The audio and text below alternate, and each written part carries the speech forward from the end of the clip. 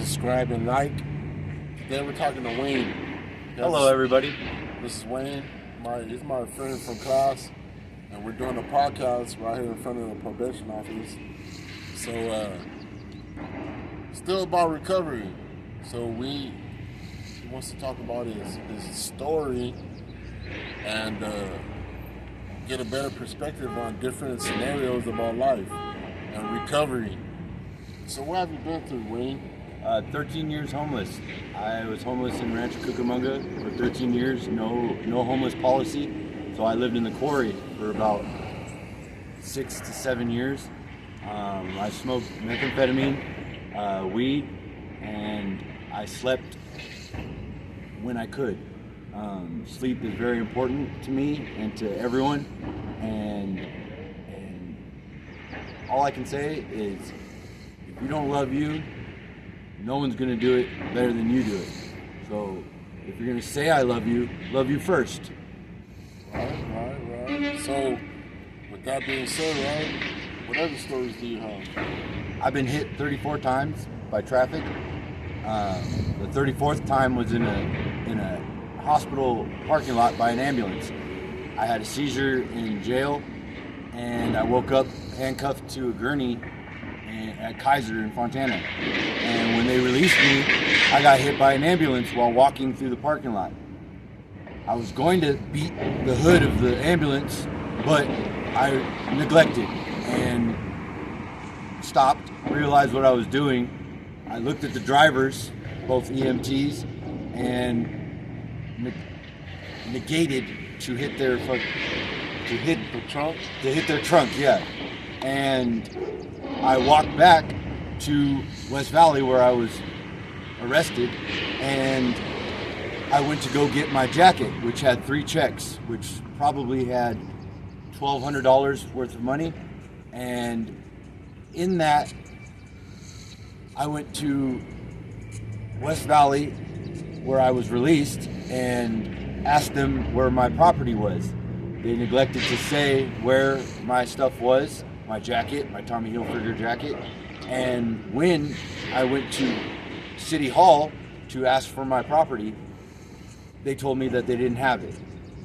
Okay, I have anger problems, and I suffer greatly, mind, body, soul, with anger. And with all my might, I wanted to do something and hurt somebody. Instead, I chose to do drugs. And that hurt me for a very long period of time. And I ended up going to court and starting my rehabilitation. I've been through a lot through housing, Salvation Army, group homes, and I screwed up. I could have done better, but just like they say, relapse is part of recovery, and I needed those neglectful, negative steps to see a better light of myself. Today, I'm doing a lot better. I go to class Tuesday, Wednesday, and Thursday. I try to go to 3 meetings a week, NAAA or CA, and I encourage people that are suffering to find help. If you need help, say something. If you don't say something, you're not helping anyone. You're not helping yourself. You're not helping other people help you. And what else we got? So, how do you feel about the homeless today? What do you think? Like, is it about drugs? Did they lose their job? What was it like for you? How did you become homeless? I became homeless because I had seizures. I have epilepsy. I was born with epilepsy. I've dealt with seizures stage 1, 2, and 3. 3 only because I started taking neurological medication, and it caused me to have grand mal seizures, which I can't drive. I have no driver's license. I won't probably be able to get another driver's license. And jobs wouldn't hire me because I'm a liability. Now, the homeless. Okay. No homeless policy in Rancho Cucamonga. I've lived there 32 years, and they have wiped out homeless. They've either apprehended them or put them in jail. And I think the homeless are just suffering.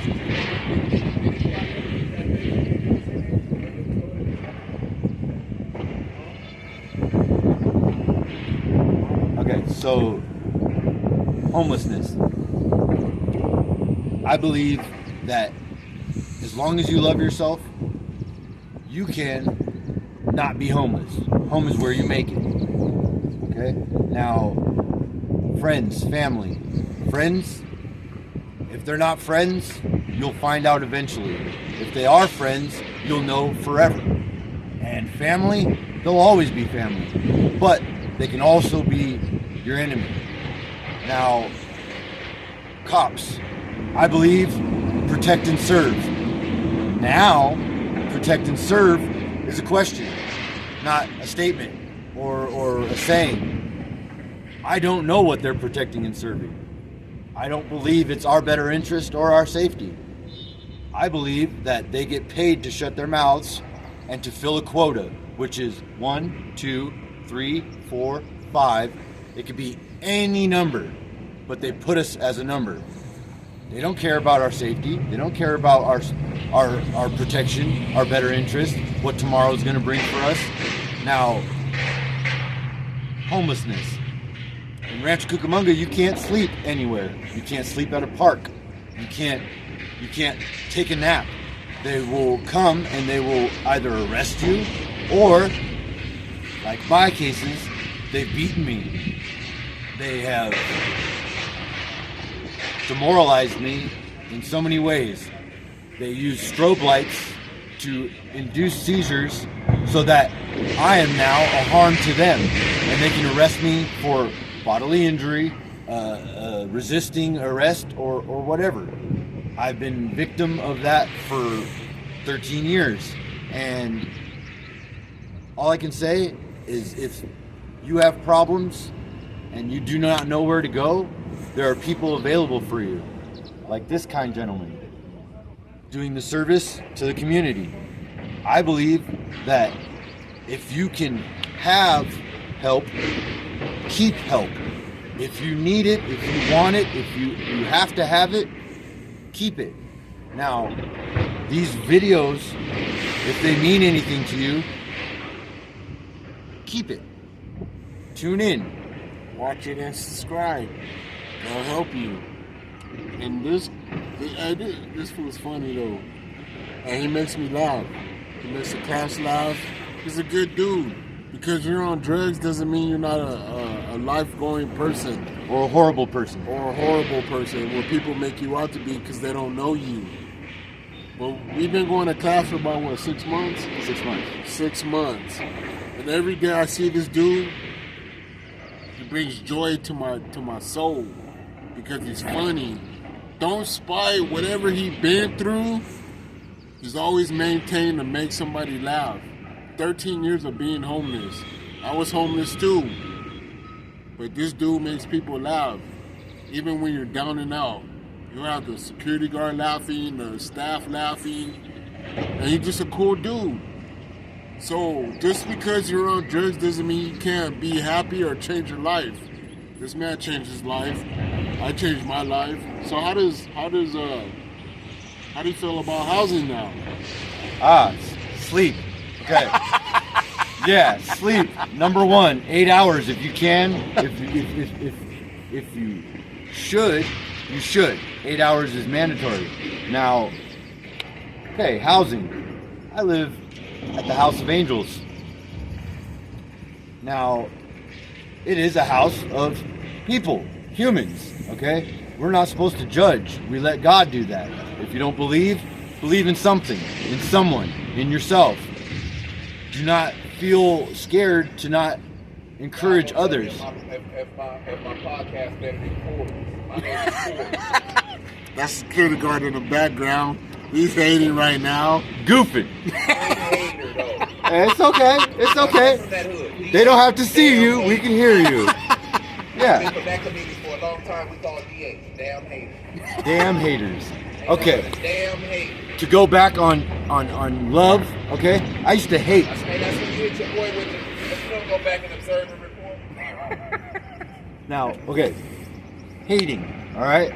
If you're homeless, there's probably a lot of things you could be hating about, hating to, or being hated upon. Now, I used to hate, okay? I've had the best time of my life and the worst time of my life homeless. I don't know if that makes any sense, if that hits close to home or not, but it was a beautiful experience. All I can say is when the world goes to shit, all those people inside are going to be screaming and running outside. All those homeless people are already going to be outside, okay? They're going to watch all these people with shit on them because that shit hitting the fan, it's not outside. There's no fans outside, okay? They're going to be running out, all right? And for at least 2 weeks of that world ending, you're going to hear 2 weeks of screaming. People dead, people dying, people killing, okay? Because they're scared and they don't know what to do. Now, homeless people, they're already outside. They know what to do already. They're already looking for supplies. They already know. They already know what to do. Survival at its finest. Now, these kids and people that do not experience homelessness, okay, they're going to suffer worse than we did, or we are, okay? Now, they're going to need help. If smartphone, which insults all of our intelligence, okay, They got house smoke, like they home. preferably, okay. Now,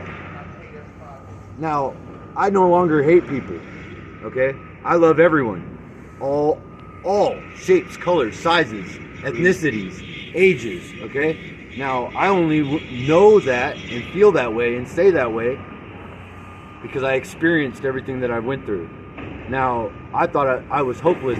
I felt hopeless. I felt demoralized. I felt insignificant. Now, if you feel that way, you shouldn't. You shouldn't have to feel scared to ask for help. You shouldn't have to bow down to higher powers, which one state, government, authority, or police, or let's just put government officials, okay? You don't have to be scared of them. You shouldn't be scared of them.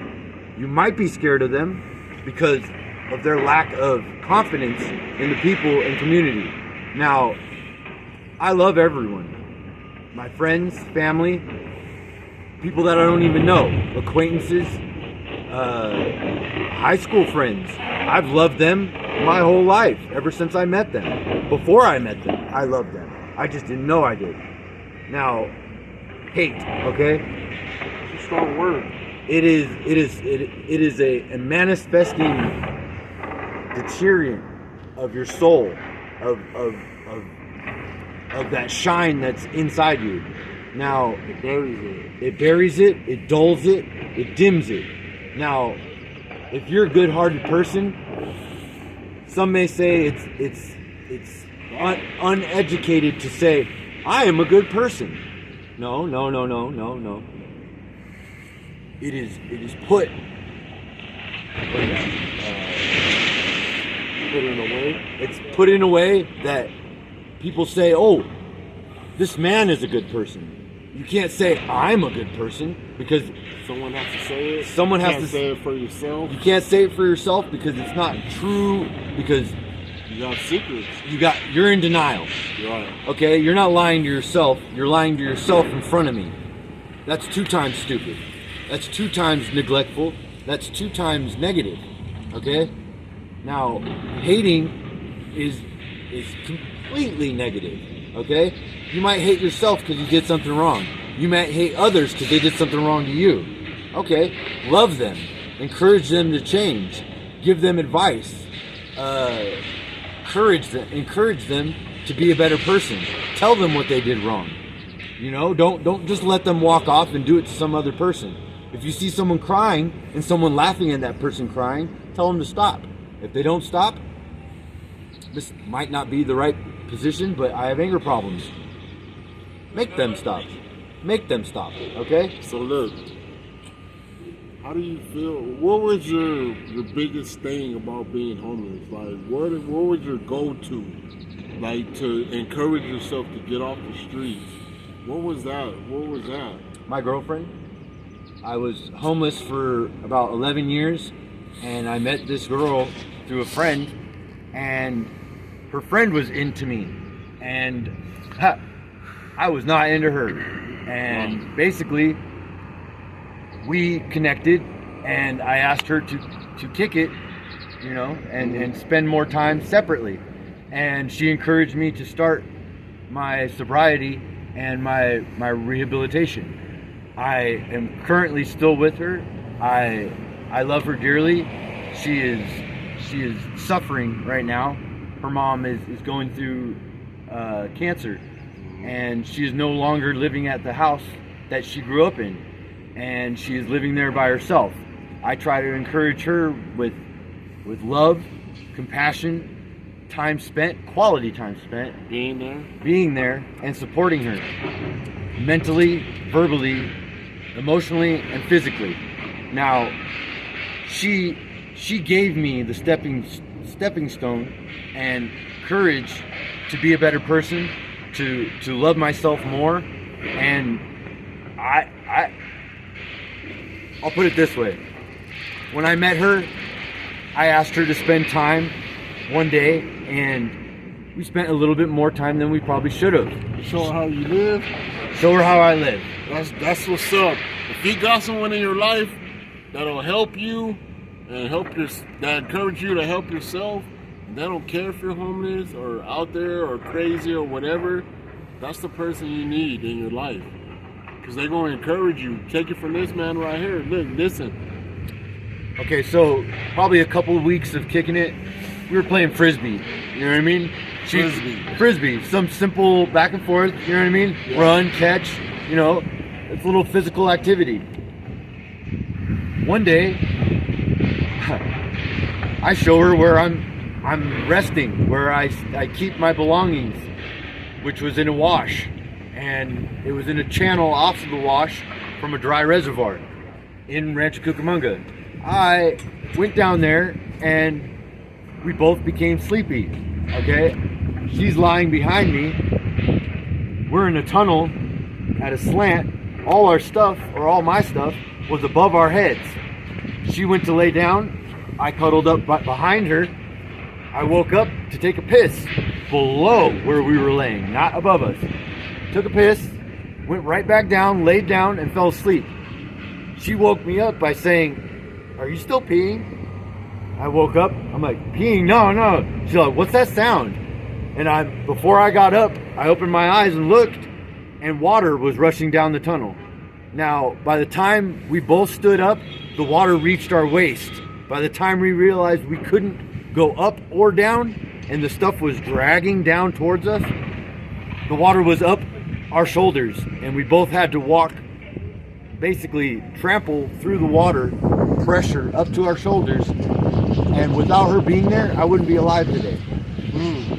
And without her motivation, encouragement, and love for me, I wouldn't be able to give her love or be there for her in her time of need now. And if you have people that say I love you, love them with all your heart. Don't neglect them. Don't neglect yourself first. Love yourself so you can say I love you, or else it's just a lie. And you don't want to be in denial. No one will help you. Denial is a personal issue that you suffer by yourself. A therapist, even if you're not being truthful to the therapist, you will suffer from denial. Okay? You're only lying to yourself in front of me. Who am I to lie to? You know what I mean? Like, you sit there and you lie to yourself. You don't even want help. So if you need help, you have to want it, or else there's no motivation from you outward. Right. So, with that being said, thank you. It's always good to get another perspective about being. Oh yeah. So, what about your recovery? How is that coming along? Okay. All right. Recovery. I went to Salvation Army. Okay, and I thought, out of jail, hey, this will be good. Rehabilitation. okay, I have seizures. They neglected to give me my medication. They wanted me to work 8 hours a day, 5 days a week on site, which is the facility and the warehouses that you work. You do not leave the premises for 3 months to up to 6 months. Now, while I was there, I had a seizure in the warehouse while working. I was rushed to a hospital, and when I was able to leave, I went back, but not back to the comfort of my bed or my belongings, to the comfort of denial from them denying me and medically discharging me because of my accident. They did not want to deal with my suffering or my medical condition. I had to go to jail because they kicked me out. They medically discharged me. They took me to City Hall with all my stuff and left me there. Now, I was 2 weeks homeless. I went into probation as much as I could have, and they told me, oh, for the weekend, you're going to have to go back to jail.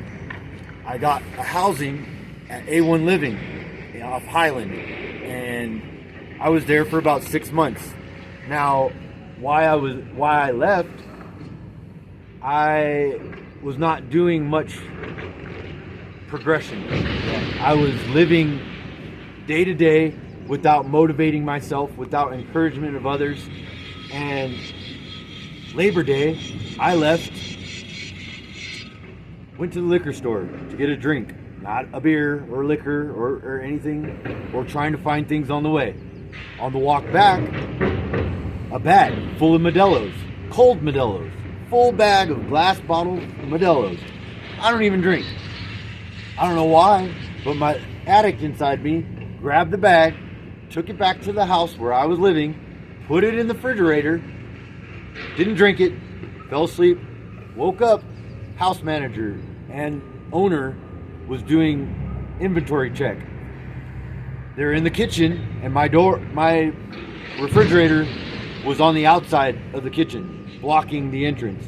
So I went to grab a drink, not a beer, but realized the beer was in there. I tried to get the bag out and tried to sneak it out. The bottles, ting, ting, ting, you know? And they turn around, what is that? And I handed it to her. You know, she told me, what were you planning on doing? Honest to God, I didn't know why I grabbed them. I don't know why I put them in my refrigerator. I don't know why I forgot. But everything happens for a reason. Right. It was meant to be. She grabbed the bag, put it in the sink, dumped them out, and told me to open each one and dump them out. 3 days passed, and I went to class on Tuesday. Before I left, they told me that all my stuff from my housing was at probation, that I needed to be housed at a different facility. Well, they did not have housing for me, so I had to go to Windsor. When I came back the next day, they still didn't have housing. So they asked me if I could stay at my mom's, which she lives in Fontana, far away from San Bernardino, okay? Now, I lived there for about 3 weeks with no housing. I had IEHP case manager, probation case manager, looking for housing for me, okay? One person at the House of Angels, which I had class with, he suggested, why don't you go to House of Angels? We have an open bed. I said, yeah, you know that I'll try that. While I was there at probation, I asked my case managers, hey, could you put me in the House of Angels, where I am currently at? Okay. I've been there for about probably a month and a half. It's good. The only complaint is that they have someone in my room that does not follow by the rules and is being babied and special needed, which... So how does that affect your recovery? I don't get sleep. When everybody's supposed to be asleep at 7, nobody can be in the kitchen, you know what I mean? Nobody's walking around. You have to be at the facility at 9, you have to be in at 10, and you have to be sleeping at 11. So when we all go to sleep, this person that is there all day, does not leave, because we need to be out at 10, and as long as we leave, we can come back, okay? And it's fine. But if we don't leave, every person under 50 has to leave every day, okay? It's mandatory. It's in the rules. She always reminds me, oh, you got to do something. You got to do it. Okay, well, what about him?